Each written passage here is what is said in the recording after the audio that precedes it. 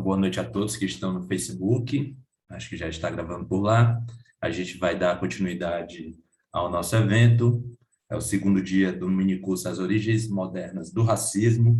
Minicurso esse fomentado por lei, pelos recursos da Lei Aldir Blanc 14.017/2020, por meio da Secretaria Municipal de Cultura de Fortaleza. Então, como eu disse, hoje é a nossa segunda aula. Eu vou tratar hoje sobre raça, colonialismo e escravidão, como justamente aquilo que cultivou o que eu disse ontem, que é a prática, ou pelo menos a raça, como uma taxonomia, ou como uma classificação que apareceu dentro do seio da história natural. Então, hoje a gente vai ver como foi possível que essa classificação aparecesse, quais foram os elementos que justamente possibilitaram essa classificação. Eu vou compartilhar aqui. Agora, eu percebi uma coisa. O Samuel não está aqui. Então, temos um problema.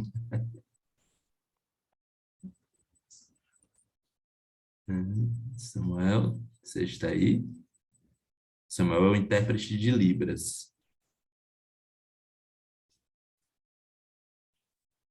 Não está aqui.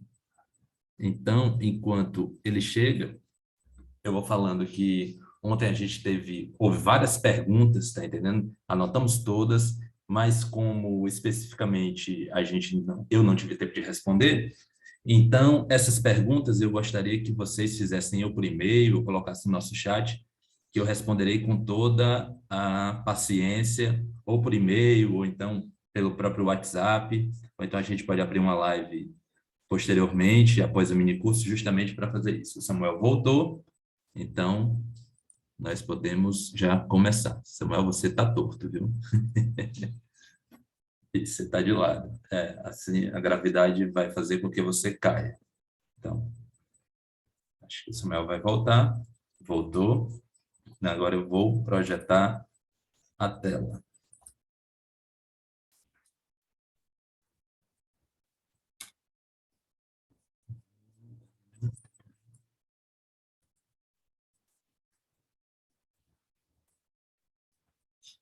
Fica diferente.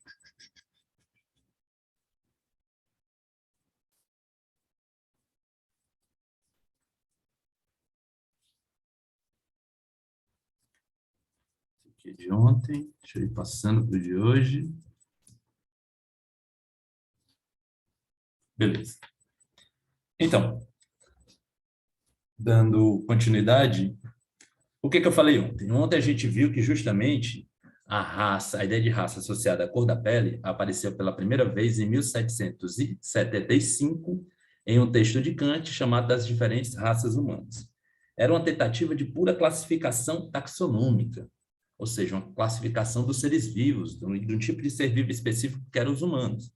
A gente defendia, como a gente sabe, como a gente viu ontem, uma teoria da monogênese humana, que todos os seres humanos seriam descendentes de um mesmo humano comum, de um mesmo tronco comum.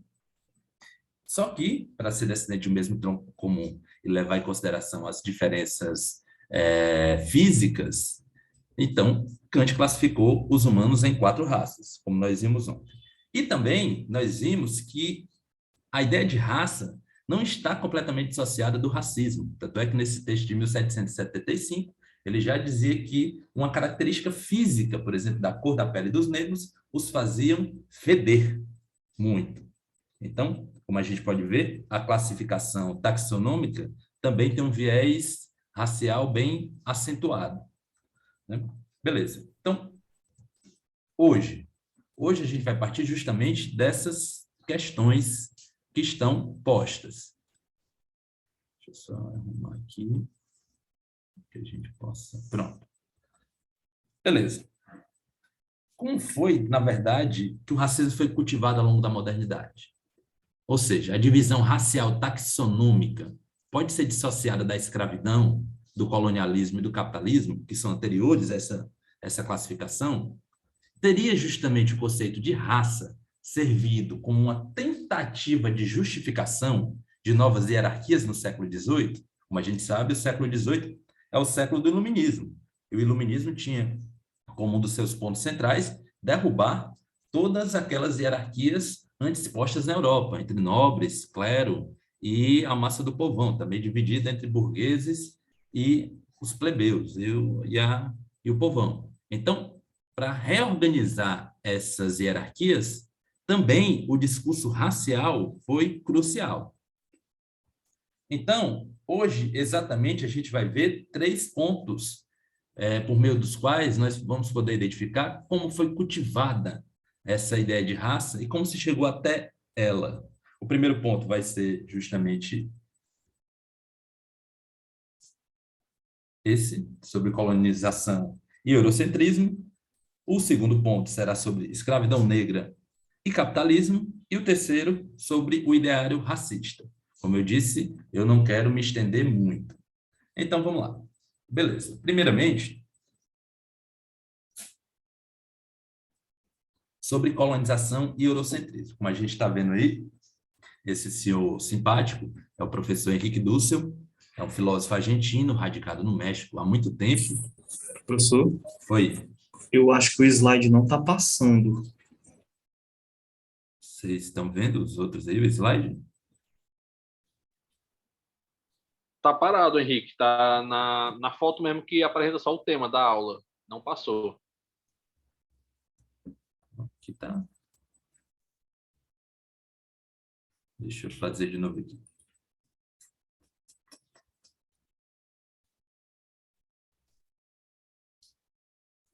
E agora? Agora tá show. Tá show, professor. Valeu, obrigado. Então, beleza. Colonização e eurocentrismo. Como vocês estão vendo, vamos basear no Henrique Dussel, professor radicado no México, professor argentino, filósofo da filosofia da libertação, da filosofia decolonial, enfim, de uma obra gigantesca, mas ele tem uma obra que é interessantíssima e seminal, que se chama 1492, O Encobrimento do Outro, para fazer um certo trocadilho com o descobrimento. O que o Dussel aponta? Ele aponta que a modernidade ela se inicia não com Descartes, como está aí no ponto B, mas com a invasão / conquista da América, em 1492. E ele pensa justamente que essa conquista da América ela se deu envolvida em um certo mito. E esse mito justamente diz respeito à ideia de que a Europa começou a se auto-intitular o centro do mundo, tornando tudo que não era ela a sua periferia. É claro que isso era um mito, porque no século XV, final do século XV, século XVI, a Europa ainda estava, como é que eu posso dizer? Ainda era cercada por vários povos não europeus, e que muitos ainda dominavam grande parte do território. E não só isso, a Europa não era o centro comercial do mundo, o centro comercial do mundo era a China, e posterior à China, a Índia. Então, realmente, para o Henrique Dussel, a Europa cultiva um mito, só que esse cultivo do mito vai dar em algo para além do mito, uma efetividade da sua centralidade, mas não nesse momento. Nesse momento, em 1492 e no século XVI, XVII, ainda aparece como um mito. Ou seja, primeiro de tudo, a gente tem que pontuar, eu tenho que pontuar que a colonização, ela não é propriamente algo moderno. Desde a antiguidade, a colonização dos romanos sobre praticamente toda a Europa, a colonização macedônia, colonizou o Egito, a Síria, enfim, a colonização não é algo propriamente humano. Eu queria pedir só para quem está com o microfone ligado, desligar, ou então, Érica, não sei se eu te fiz host, mas você pode desligar o microfone do pessoal aí. Enfim. Então, a Europa é justamente, como eu estava dizendo aqui, ou a colonização, justamente, não é o ponto central, ou o primeiro ponto em que a colonização apareceu. No entanto, nessa época, com a Europa, com esse mito da modernidade, apareceu a colonização associada justamente ao capitalismo, o que deu uma propulsão muito maior. E, justamente, um evento específico que se deu ainda antes de 1492 foi, segundo Henrique Dussel, crucial com o laboratório da colonização da América. Foi justamente a expulsão por espanhóis dos árabes do sul do seu território. Essa expulsão também se deu com uma certa escravidão de alguns árabes e também com a conquista das cidades que os árabes construíram ao longo de vários séculos e com todas as benesses que tinham nessa cidade. Ou seja, a Espanha passou a explorar essas cidades, né? Granada, Sevilha, enfim, várias cidades fundadas por árabes. Então, como eu estava dizendo, esse laboratório colonial, ele foi crucial justamente para a colonização da América e para já chegar tentando ver o que tinha para ser justamente explorado nesse sentido. Inclusive se houvesse povos, porque o grande ponto era chegar até a Índia, como eles chegaram na América antes de chegar à Índia, pensaram que era a Índia por muito tempo, só a América Vespúcia posteriormente viu que era outro continente e viu que esse continente ou era desabitado ou esses habitantes eles não havia uma grande resistência, então se passou justamente a explorar esse território. Até aí, tudo bem nada, mas tudo bem.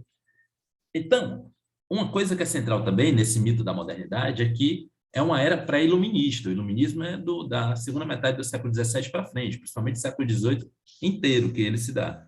Então, por conta disso, o que baseia de fato essa centralidade da Europa é justamente a sua fé, o cristianismo. Então, toda a colonização, principalmente essa primeira colonização, ela é baseada nas ideias cristãs. O segundo ponto, como vocês estão vendo aí, diz respeito à ideia do eu conquisto anterior ao eu penso. O que significa isso? Porque no próprio discurso europeu, segundo Dussel, quem inaugura, pelo menos filosoficamente, a modernidade é René Descartes. Como Descartes inaugura a modernidade? Como vocês sabem, se não sabem, aqueles que não estudaram Descartes, ou não são da filosofia, enfim, ou estão fazendo outra coisa da vida e se interessou pelo curso, Descartes foi um filósofo francês do século XVII, final do XVII, enfim, e ele pensava o seguinte: ele estava num embate muito grande com o ceticismo da época, que achava que não dava para conhecer nada, inclusive era impossível conhecer Deus, e ele pensou que era necessário ter algum método para justamente fundamentar o conhecimento, inclusive o conhecimento sobre Deus. E esse método se dava justamente a partir de uma retorção do argumento cético por ele mesmo. Ou seja, se não dá para conhecer nada, eu posso duvidar de tudo que está fora do meu pensamento, tudo que é sensível. Então, posso duvidar que tudo aquilo que está fora de mim exista. Eu só não posso duvidar de uma coisa, que eu estou pensando que essas coisas não existem. Então, eu não posso duvidar que eu estou pensando. Então, a partir de um ponto de não dúvida, se pudermos dizer assim, Descartes elabora toda a sua filosofia. Inclusive, ele diz que o eu penso eu penso, logo eu existo. Ou seja, eu penso, logo eu consigo fundamentar absolutamente o meu conhecimento. O que Dussel pensa? Se Descartes ele é tido como o início filosófico justamente da modernidade, ele não é, de fato, esse início filosófico propriamente dito. Para que Descartes pensasse dessa maneira, foi necessário, primeiramente, um eu conquisto. Ou seja, a conquista da América foi anterior e deu subsídios para o pensamento cartesiano. Inclusive, Descartes, ele queria vir ao Brasil, ele se alistou no exército de Maurício de Nassau, a época que estava justamente dominando o Nordeste do Brasil, principalmente com a sua capital no que hoje é o Recife, só que ele acabou não vindo. Enfim, então Descartes não era alguém, propriamente, alheio à colonização, ele sabia o que estava acontecendo.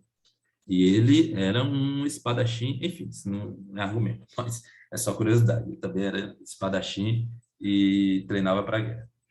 Beleza.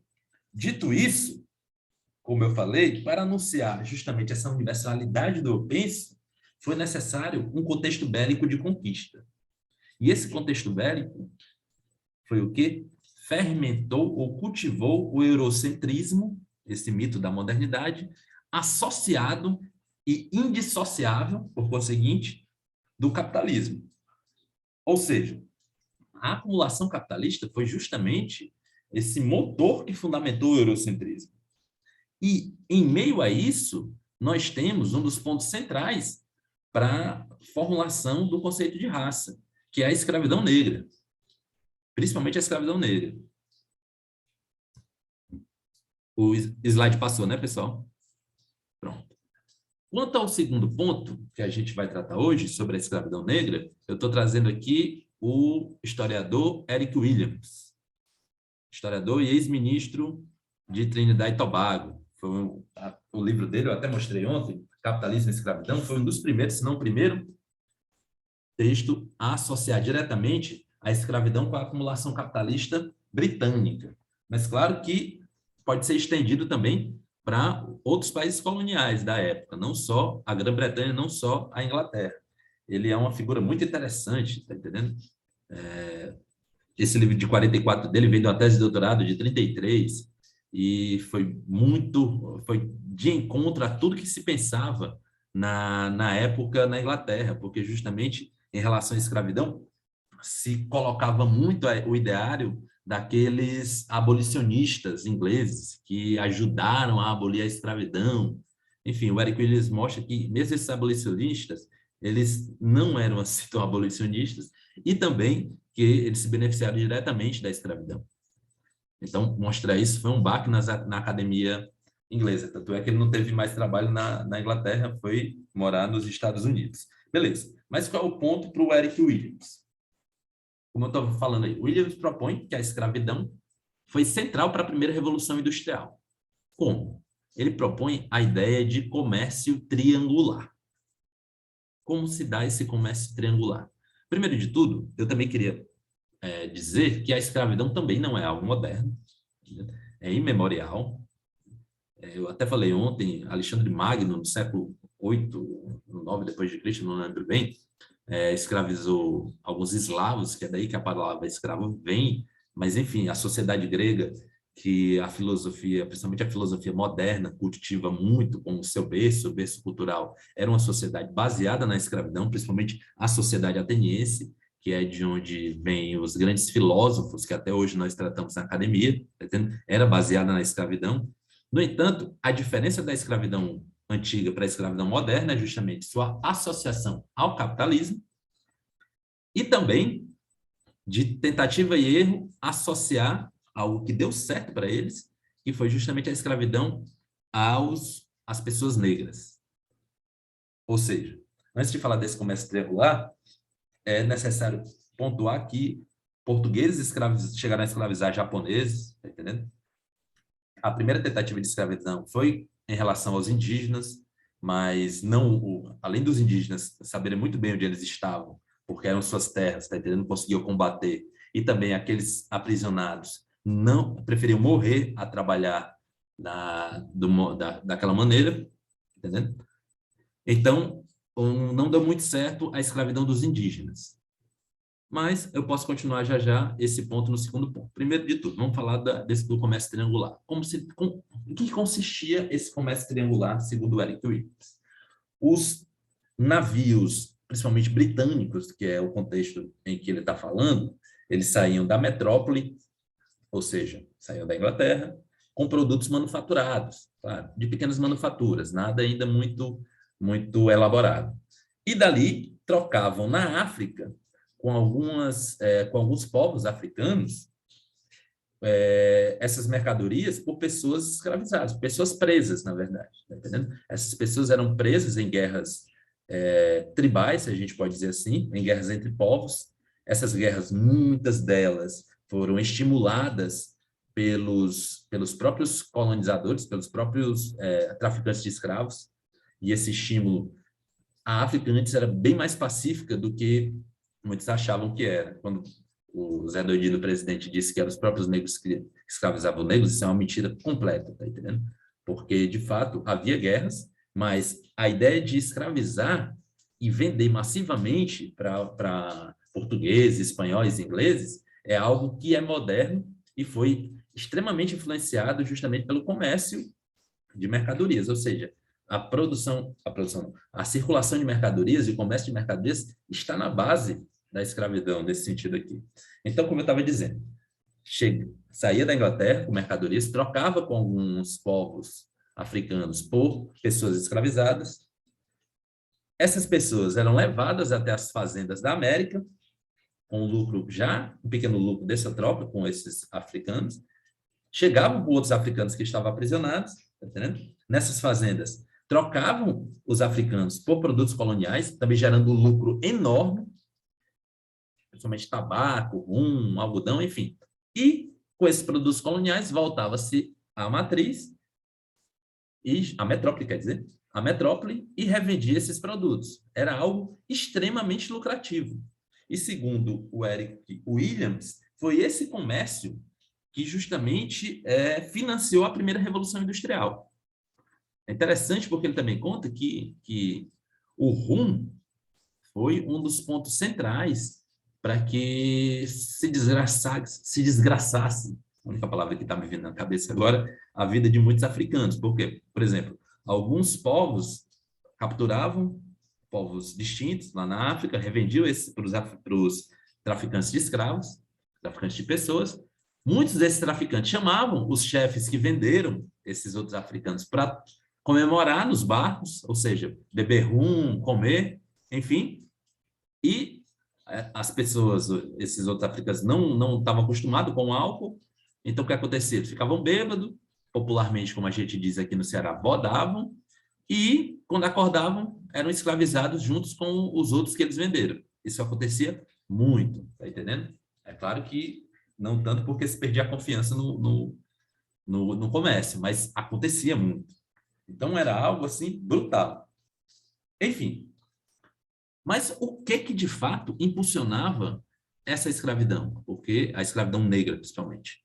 Porque não vinha do nada, tá entendendo? Para o Eric Williams, as fazendas de açúcar da América foram as grandes impulsionadoras da escravidão negra, principalmente do Caribe e do Brasil. Ele trata muito sobre o Brasil. O açúcar, eu até falei ontem sobre isso, mas é sempre bom repetir. O açúcar, ele é algo muito mais antigo, ele vem da Índia. Desde o século V se sabe como fazer açúcar a partir da cana. Desde o século VI e VII já se trocava açúcar com os chineses. Os chineses também tinham essa tecnologia. E os colonizadores, os europeus principalmente, eles pegaram da Índia e da China o comércio de açúcar e a tecnologia de fabricação de açúcar e implantaram de modo bem sucedido na América. E sabe qual é o problema? Para o tanto de açúcar que eles precisavam para abastecer os mercados europeus, se precisava de um regime de trabalho brutal, de uma disciplina praticamente sobre-humana de trabalho. Primeiro, eles tentaram fazer isso, os europeus, quando se instalaram na América, com os indígenas, como eu falei, não deu certo, tá entendendo? Posteriormente, eles traziam trabalhadores da Europa, principalmente aqueles degradados ou muito pobres, que perderam as terras. Se vocês lerem o capítulo 24 do Marx, a assim chamada acumulação primitiva do capital, vocês vão ver com a política de cercamentos, de tomada de terras comuns por pessoas privadas, muita gente perdeu trabalho, perdeu terra, e muitos desses, inclusive muitos irlandeses, vieram para a América para poder trabalhar nas fazendas de açúcar, enfim, fazendas no comércio em geral. Tá entendendo? Esses eram chamados de engajados. Tá entendendo? Só que esses tinham praticamente o mesmo tratamento que as pessoas escravizadas. No entanto, eles, com o tempo, ganhavam não só o direito à liberdade, como ganhavam também um pedaço de terra para cultivar a sua própria subsistência, enfim. Até hoje é interessante porque a ideia de liberdade nos Estados Unidos está associada ao trabalho. Né? É livre aquele que tem como trabalhar e é livre aquele que tem como produzir suas próprias mercadorias. Isso é bem interessante, essa associação. Tá entendendo? Enfim, continuando. Então, só que o problema é que era muito difícil trazer esses engajados. E, com algum tempo, esses engajados ganhavam liberdade, precisavam de outros engajados. Então, era também muito caro. E o comércio de engajados, ou o tráfico de engajados, ficou quase inviável. E foi justamente no vácuo desse comércio de engajados que a escravidão negra cresceu. E cresceu também as guerras e os aprisionamentos dos próprios europeus lá na África, aprisionamento de pessoas negras. Mas por que especificamente na África?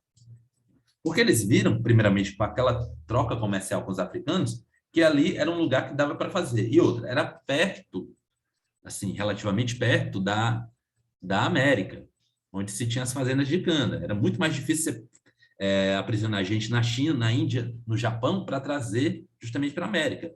Na África, era relativamente perto, era o mais perto de todos. E outra, as correntes do oceano levavam à América. Então, a viagem era mais rápida. Enfim, todas essas coisas levaram a aprisionar negros, pessoas negras na África, para esse comércio.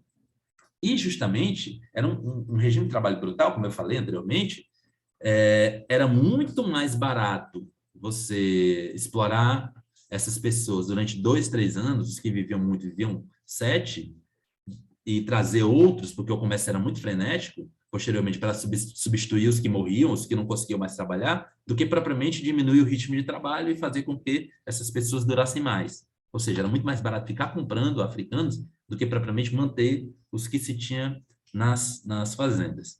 Então, nesse sentido, a escravidão negra ela foi crucial para uma certa ideia de que as pessoas negras elas eram praticamente naturalmente voltadas a esse tipo de trabalho pesado, trabalho para gente forte, enfim, todas essas coisas, todo esse ideário, essa ideologia, essa mitologia foi sendo gestada também a partir da escravidão. E a base da escravidão é o capitalismo.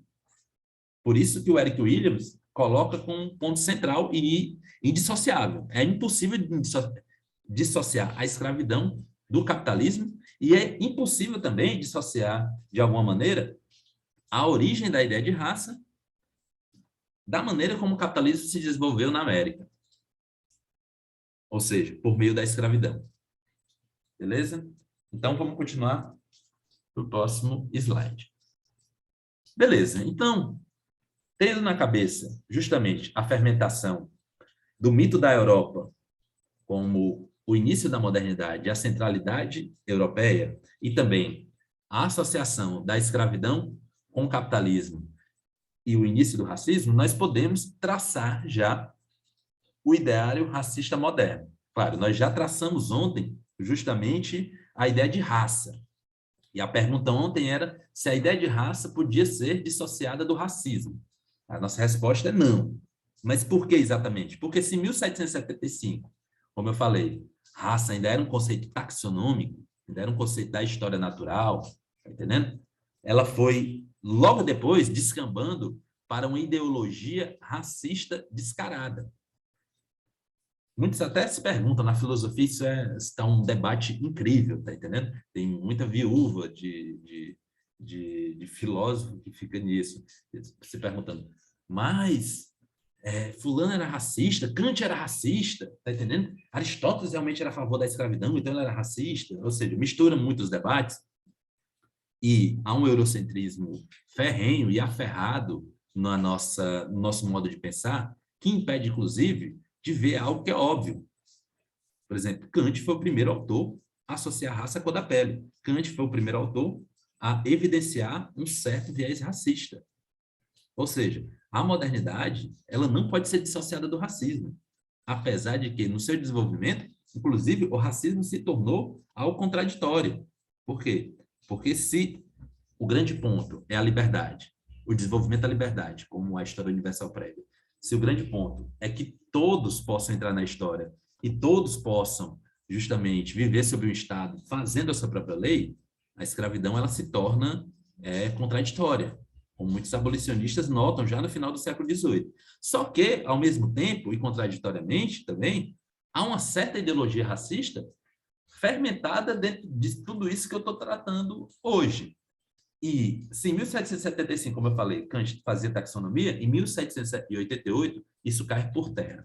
O nome do texto não está aparecendo aqui, não está aparecendo aqui propriamente no slide, mas ele está aqui embaixo, se chama Sobre o uso de princípios teleológicos em filosofia. Ele está aqui embaixo, mas não é possível ver o nome do texto.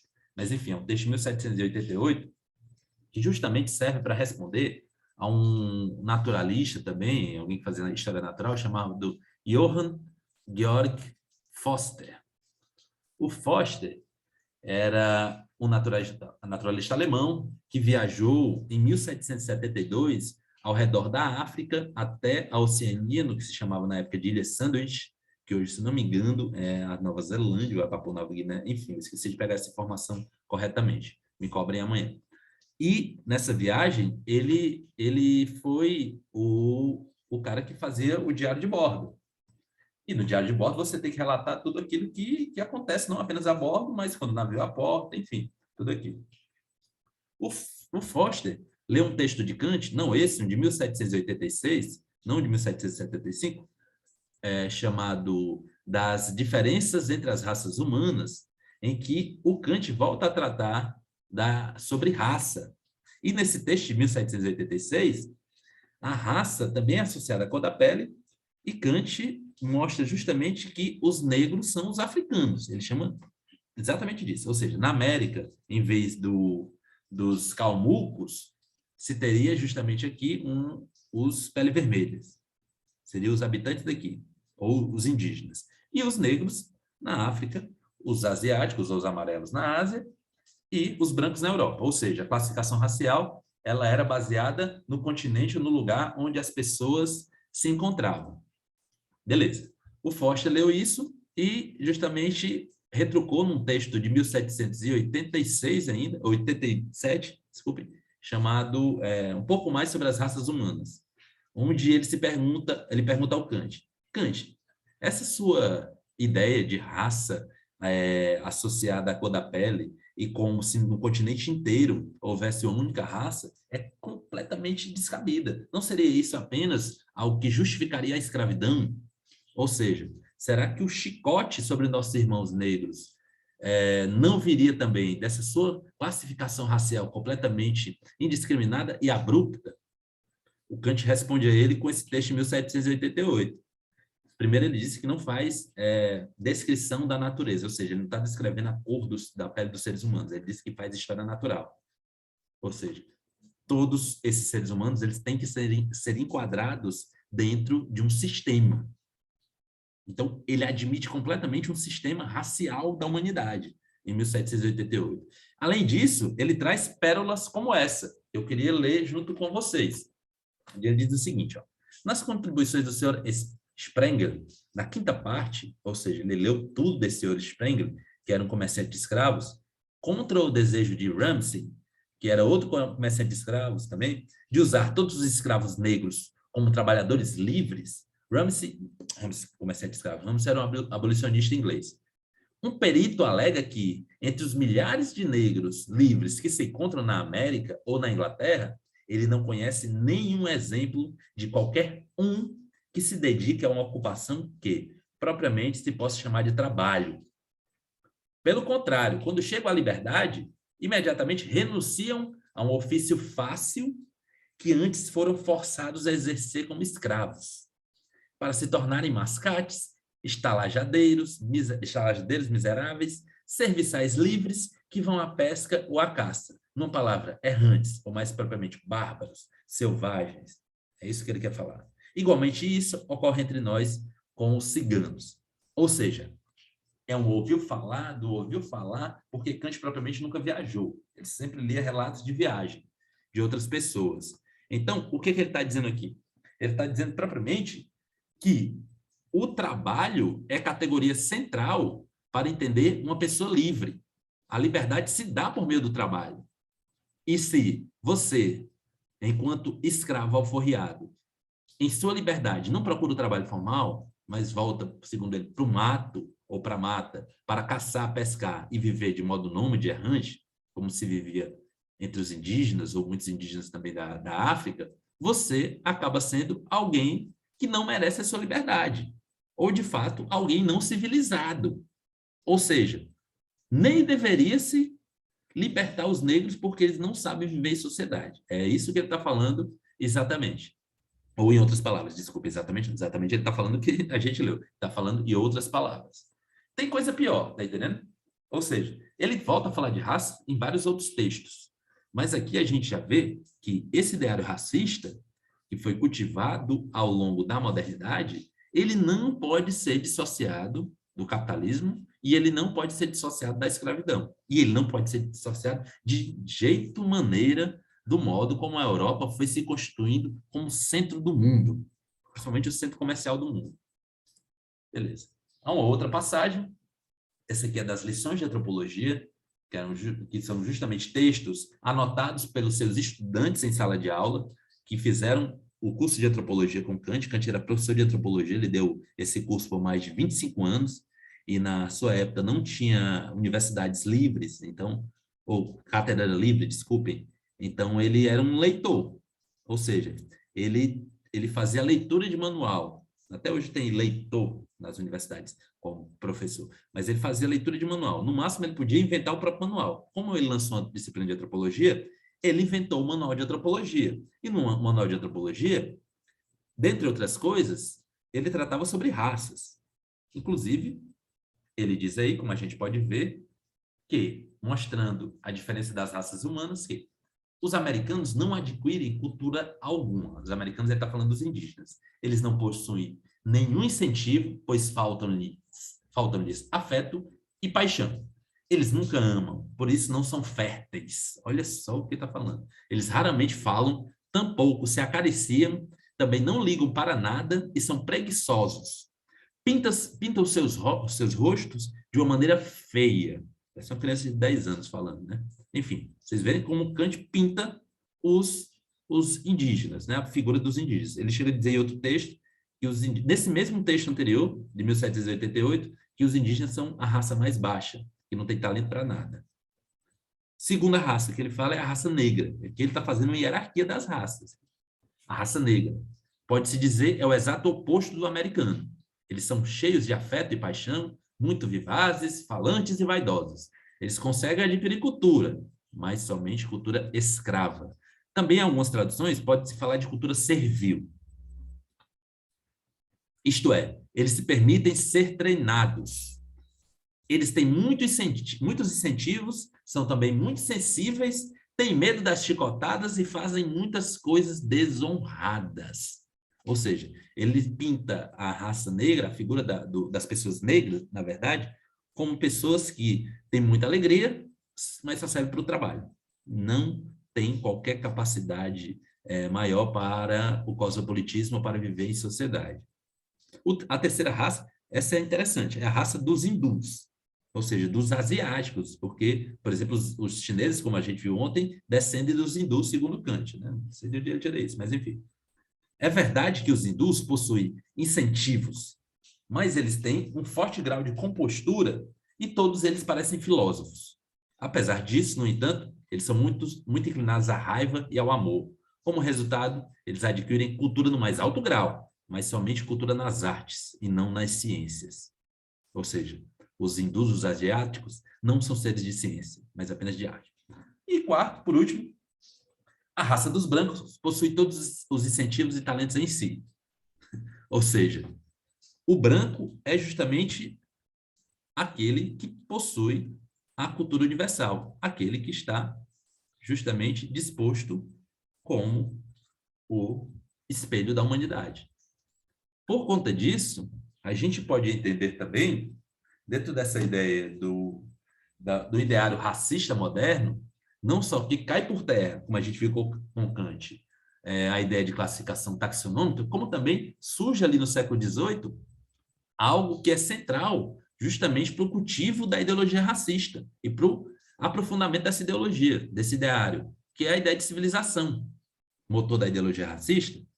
Ou seja, o conceito de civilização, eu vou falar um pouco mais rápido, porque a gente já está no finalzinho, surge com Victor Riquetti Mirabeau. O Victor Riquetti Mirabeau, inclusive, o Marx fala ele é pai de um outro autor que o Marx trata lá no capítulo 24 do Capital. Ele, no livro Amigo dos Homens, ele mostra que a civilização é algo composto, é um reconhecimento de civilização, você reconhece que um povo tem civilização, você tem lei, Estado e religião. Ou seja, aqui você reconhece se há civilização e que estágio da civilização se está. Ele propôs esse conceito, que é um conceito novo, tá entendendo? Por quê? Apesar de civilização já existir, a palavra, anteriormente, que significava justamente, depois de uma invasão, de algum Estado soberano a transferência do poder militar de ocupação para os civis desse lugar, desse povoado, desse Estado, civilização queria dizer isso, como em Rabot, acontece algo completamente diferente. Ou seja, civilização quer dizer uma outra coisa, quer dizer justamente um perpétuo progresso e um perpétuo cultivo da humanidade de acordo com princípios claros. E esses princípios claros eram não apenas de comportamento, de um modo de ser, de um modo de agir, de um modo de vestir, mas, sobretudo, de um modo de pensar, de organização social, ou seja, de um modo de estar em sociedade.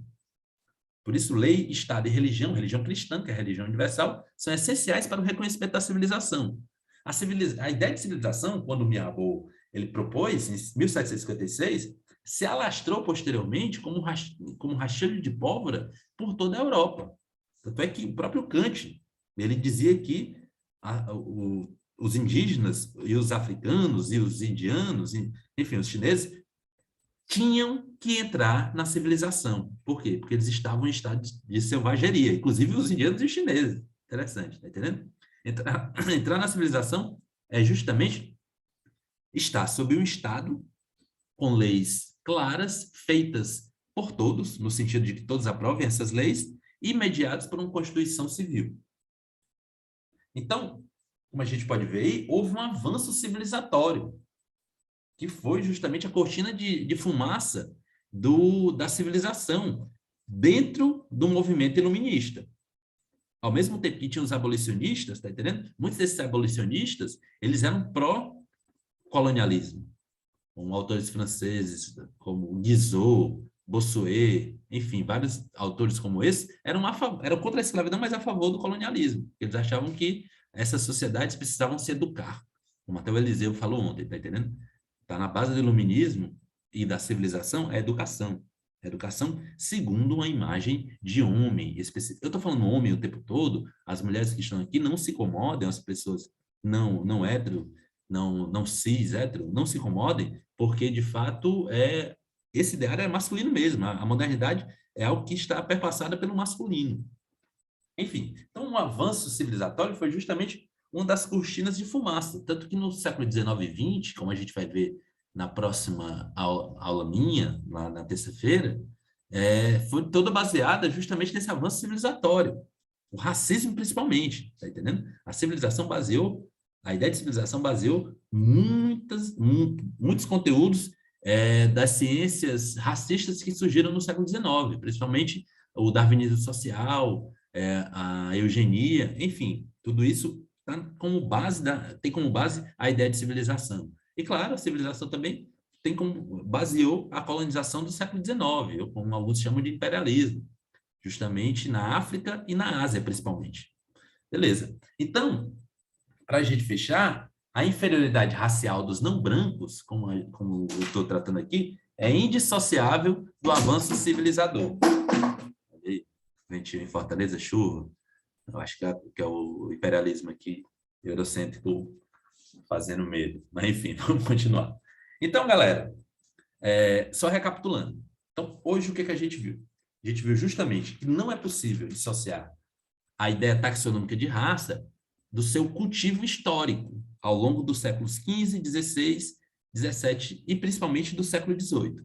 Tá entendendo? Ou seja, a escravidão, o avanço do capitalismo, a primeira revolução industrial, tudo isso estão na base, justamente, da ideologia racista. Ou seja, à medida que avançavam, também avançava a ideia de que aqueles seres humanos não brancos, principalmente os seres humanos negros que estavam sendo escravizados na América e na Europa, eles eram inferiores.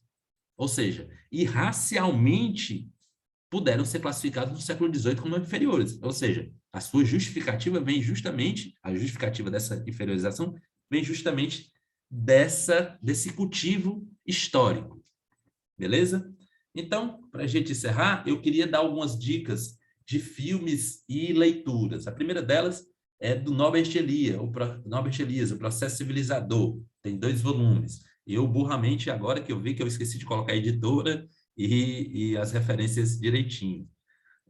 É muito interessante esse livro, ele fala toda a história da civilização, de onde veio o termo, tarará, tereré, né? Tem um segundo autor aqui que eu também conheço ele, foi um texto que eu publiquei no ano passado, no começo do ano passado, se chama O Processo Colonizatório, Iluminismo, Eurocentrismo e o Nascimento do Racismo. Ele está justamente num dossiê que vocês podem baixar de graça na internet, chama Dossiê Estamos Aqui. Foi organizado pela professora Natasha Muriel, da Universidade Federal de Alagoas. E eu tenho esse texto publicado nesse livro. Então, para aqueles que quiserem, inclusive, saber mais sobre esse mini curso, muitas das coisas que eu estou falando aqui também estão lá. Eu também queria indicar uma série que é interessante, se chama The Crown. Eu acho que muita gente já assistiu. Não é bem do século XVIII, mas mostra, 18 e 19, mas mostra justamente como é a relação da rainha da Inglaterra, a jovem Elizabeth, com as colônias inglesas. Está entendendo? O paternalismo é uma maneira ignóbil, justamente, de tratar essas colônias. Por mais que a série se esforce em mostrar uma humanista, a rainha Elizabeth, mas no fim das contas a gente sabe o que está em volta ali, ou seja, uma classificação civilizatória. A ideia dela é justamente manter uma certa civilização em países como Quênia e outros sob o domínio britânico. Uma outra série, essa série é seminal, eu recomendo a todo mundo, não é difícil achar pelas entranhas da internet, se chama Shaka Zulu. Shaka Zulu é uma série justamente da guerra dos britânicos, o que hoje é a África do Sul, contra os Zulus, na época em que o seu imperador, o imperador Zulu, era Shaka. Shaka organizou um grande exército que derrotou os britânicos várias vezes e fez com que os britânicos fossem negociar a paz com o Shaka. Ou seja, era o terror do Império Britânico na África, o Shaka e o povo Zulu. É interessantíssimo. Inclusive, a música vai ficar na sua cabeça. Vocês vão ver. Enfim.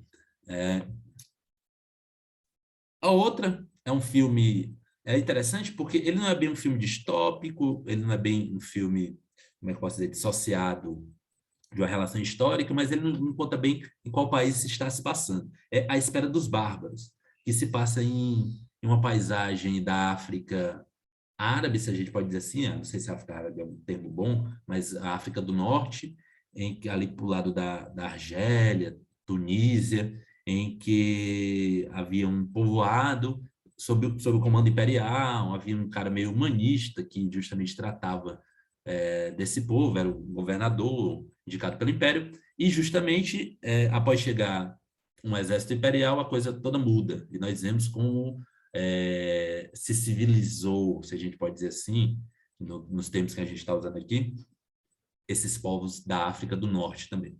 E o último é O Atlântico Negro, A Rota dos Orixás. É um documentário de Renato Barbieri, que vocês encontram no YouTube. É excelente, mostrando justamente como se preservou a cultura dos orixás e grande parte da cultura negra aqui no Brasil, nos terreiros de candomblé, e como esses terreiros de candomblé, eles se comunicavam de forma cultural, e como sobreviveu a cultura dos orixás aqui no Brasil.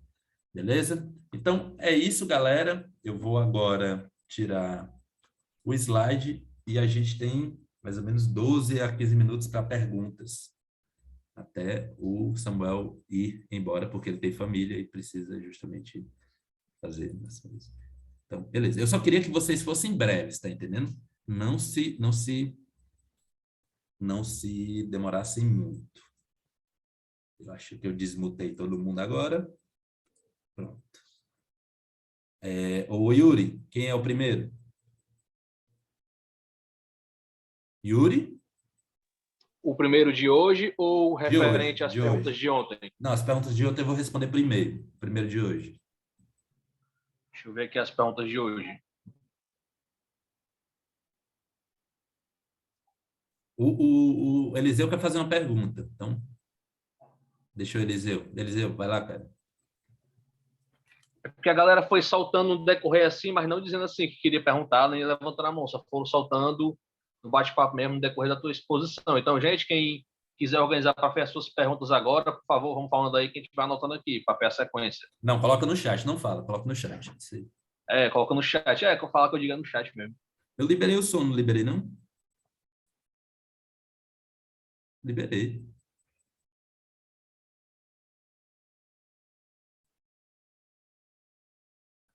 Ok.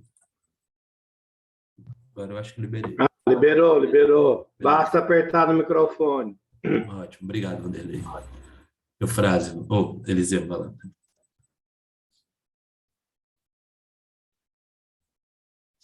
Eliseu? Enfim, o Eliseu saiu. Outra pessoa quer fazer uma pergunta, consideração. O anfitrião não precisa liberar o som. O meu, não liberou o meu. Liberei sim, cara.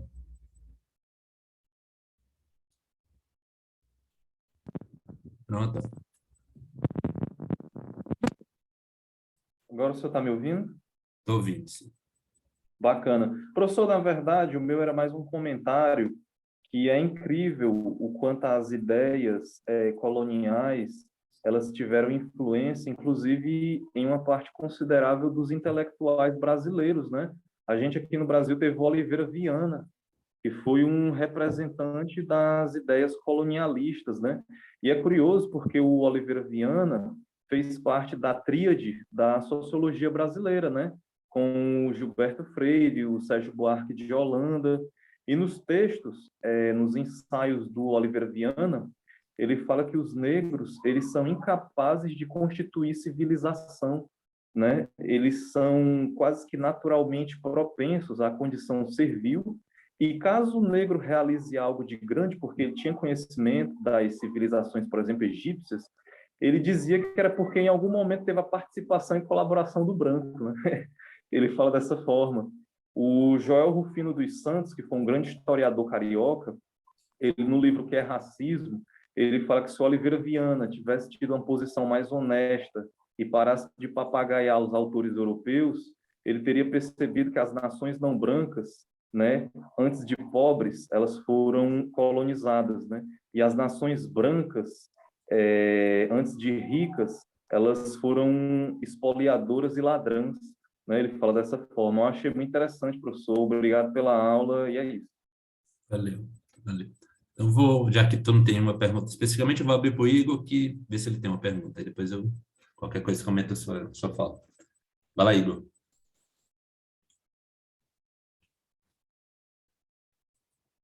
Igor.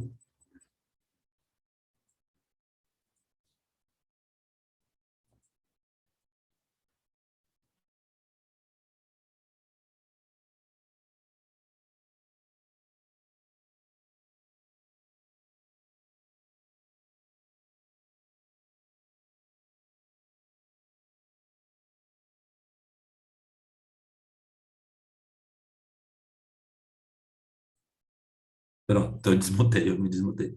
Então, Vanderlei, vai lá, cara. Aí, tá me ouvindo? Tô ouvindo, tô ouvindo. Bom, boa noite a todo mundo. Boa noite. Obrigado, Henrique. Uma ótima iniciativa para a gente iniciar esse processo de crítica epistemológica, né, das bases do pensamento moderno. Mas, enfim, minha questão é uma questão de ontem, né, que infelizmente não pôde ser feito, foi feito lá no Facebook, mas aí não deu tempo. E aí, junto, né? Eu acreditei que ela seria sanada ontem, mas acabou que não, e essa pergunta virou duas, né? Porque a minha pergunta inicial era se as categorias kantianas, né, dessa antropologia kantiana, essa definição taxonômica do negro, não seriam, na realidade, um processo anterior a processo de identificação, de sedimentação da identificação do branco, o branco entre si, né, como superior, porque era, na verdade, o branco que possuía o poder político e econômico, portanto, poder de força, em relação à colonização dos negros, não poder tecnológico nesse sentido de dominação dos negros. Então, se as categorias, né, taxonômicas dessa antropologia kantiana não seriam sedimentações, né, entre a identificação do branco com o branco, né, como superior. E a segunda pergunta em relação à noção do Dussel, né, no contraponto à formulação do Descartes do eu penso, não acho que não é bem uma pergunta, né, mas acho que assim, no processo de formulação a gente se entende. É que ele coloca lá que primeiro eu conquisto, depois eu penso, né? Uhum. É isso mesmo? A Sim. citação do Dussel é assim, né? Esse é o primeiro conquisto e depois eu penso. Aí, nesse sentido, digamos assim, uma inflexão à noção do Descartes no sentido materialista da coisa, né? Do primeiro conquista, ou seja, primeiro eu conquisto as condições materiais, ou eu instauro o capitalismo colonial no mundo, né? O colonizando, conquisto as condições materiais para isso, e depois eu penso. Seria aquela noção de que para que se haja filosofia é necessária uma determinada confortabilidade dos homens, né? Confortabilidade no sentido que é necessário um determinado acúmulo de capital, acúmulo material, para que haja um determinado conforto de algumas classes dominantes, para que essas classes dominantes tenham tempo livre para reflexionar, né? Reflexionar sobre o mundo. Seria mais ou menos isso. É uma questão, porque eu não conheço muito bem o Dussel, né? Mas, enfim, a questão gira em torno disso. Muito obrigado novamente e parabéns. Então, respondendo a sua pergunta, cara, assim, tem um lance, o Eduardo Vieira de Castro falou uma coisa interessante, que é o seguinte, o etnocentrismo é aquilo melhor partilhado em toda a humanidade. Todo mundo tem o seu, tá entendendo? Então, ser etnocêntrico não é um problema. A Europa era etnocêntrica e vários países povos da África e da América eram etnocêntricos também, tá entendendo? Todo o universo partia da sua narrativa e tal. O grande problema é que o etnocentrismo europeu ele veio associado a um poder bélico e comercial formidável. Então, isso foi como é que eu posso dizer? Foi crucial, tá entendendo?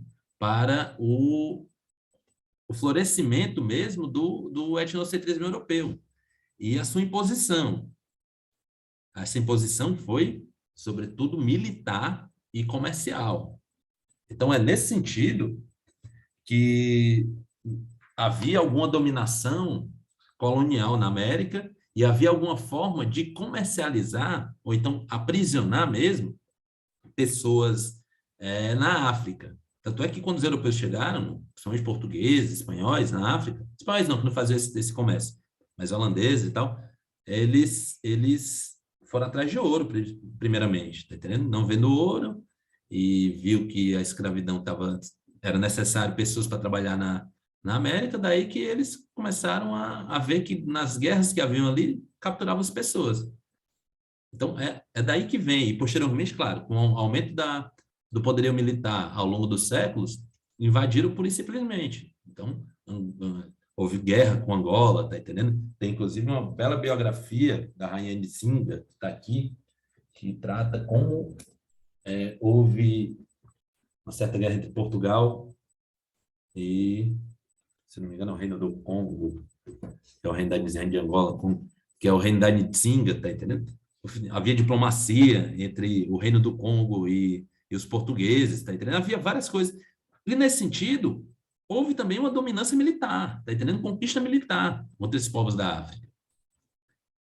Nesse sentido aqui, do avanço do capitalismo e de conquista militar, que o etnocentrismo branco europeu, se a gente pode dizer assim, tá entendendo?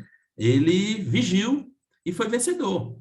E é nesse sentido aqui que, inclusive, eu estava falando anteriormente que a ideia de raça surgiu, é nesse contexto que a ideia de raça surgiu. Quanto ao ego conquiro, tá entendendo? Claro, eu também estou com o Dussel. Eu acho que não só eu, mas vários outros estão com o Dussel. Sem as condições materiais para que apareçam, inclusive, as ideias metafísicas não vão aparecer. Não só as metafísicas, como nenhuma ideia, tá entendendo? As condições materiais são centrais para isso. E as condições materiais estavam dadas na Europa, naquele momento, principalmente ali no final do século XV e início do século XVI. Ou seja, o avanço do comércio, principalmente Portugal e Espanha, tá entendendo?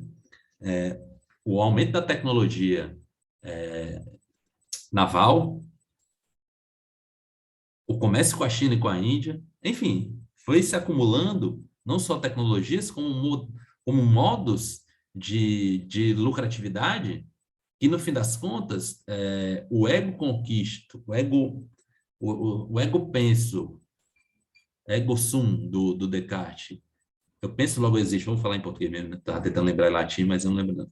O penso logo existo do Descartes, segundo Dussel, eu estou com ele, só pode ser de fato colocado formalmente no discurso, porque havia anteriormente toda a condição de possibilidade para que isso acontecesse. A condição de possibilidade era justamente não apenas o ceticismo que havia na Europa naquele momento, que era resultado da resposta o nome do negócio, bicho? A Lutero, tá entendendo? A virada protestante, mas também era resultado justamente do acúmulo capitalista na América. Ora, Descartes, ele sabia muito bem disso. E justamente para que a modernidade ela fosse possível filosoficamente, ela primeiro foi possível economicamente. Então, é nesse sentido que o Dussel está tratando, tá entendendo? Se é uma modernidade, nesse sentido não tem outra modernidade. Alguns podem objetar, mas professor, por exemplo, Etienne Gilson e outros autores mostram que há modernidade antes da colonização. A modernidade não é algo que surgiu da colonização. Mas é claro, baby, tá entendendo? Havia, assim, as pessoas notavam diferenças raciais antes da ideia de raça. Mas com a ideia de raça isso se tornou sistemático. Esse é o ponto do Dussel, tá entendendo? É quando a coisa se torna sistemática. Por isso que eu tô com o Dussel nesse sentido aqui. Samuel, pode fazer só mais uma pergunta? Aí a gente encerra? Tudo bem por você? Só mais uma? Pronto.